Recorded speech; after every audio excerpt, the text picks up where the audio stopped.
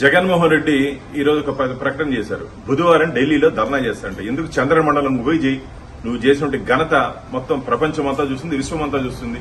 5 సంవత్సరాల కాలంలో నువ్వు ముఖ్యమంత్రిగా ఉన్నప్పుడు ప్రజల మీద దాడి, పత్రికల మీద దాడి, ప్రతిపక్షాల మీద దాడి, రోజు దాడే కదా, రోజు విధ్వంసే కదా. ఆంధ్రప్రదేశ్ ని ఒక అరాచక ప్రదేశ్ గా మార్చావు. ఆంధ్రప్రదేశ్ ని పూర్తిగా ఆందోళన ప్రదేశ్ గా మార్చినటువంటి ఘనత నీకే దక్కింది.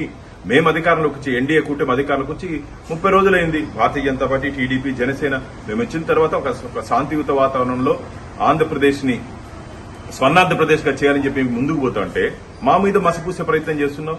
నీ 5 సంవత్సరాల కాలంలో నువ్వు చేసినట్టు అరాచకాల మీద రాబో రోజుల్లో అసెంబ్లీలో మేము ఈ శాంతి భద్రత మీద శ్వేతపత్రం విడుదల చేయబోతున్నాం. ఖచ్చితంగా నువ్వు నీతో పాటు ఈ విధ్వంసం చేసినటువంటి ఏ నాయకులను కూడా వదిలే ప్రసక్తే లేదు. అందరినీ చట్టం ముందు మేము నిలబెట్టబోతున్నాం. జగన్మోహన్ రెడ్డి ఈ రోజు ఒక ప్రకటన చేశారు. బుధవారం ఢిల్లీలో ధర్నా చేస్తారంట. ఎందుకు చంద్రమండలం పోయి చేయి, నువ్వు చేసినటువంటి ఘనత మొత్తం ప్రపంచమంతా చూస్తుంది, విశ్వమంతా చూస్తుంది.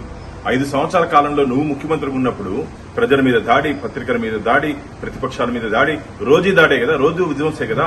ఆంధ్రప్రదేశ్ ని ఒక అరాచక ప్రదేశ్ గా మార్చావు. ఆంధ్రప్రదేశ్ ని పూర్తిగా ఆందోళన ప్రదేశ్ గా మార్చినటువంటి ఘనత నీకే దక్కింది.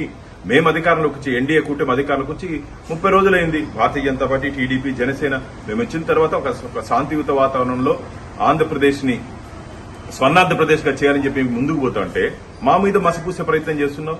నీ 5 సంవత్సరాల కాలంలో నువ్వు చేసినట్టు అరాచకాల మీద రాబో రోజుల్లో అసెంబ్లీలో మేము ఈ శాంతి భద్రత మీద శ్వేతపత్రం విడుదల చేయబోతున్నాం.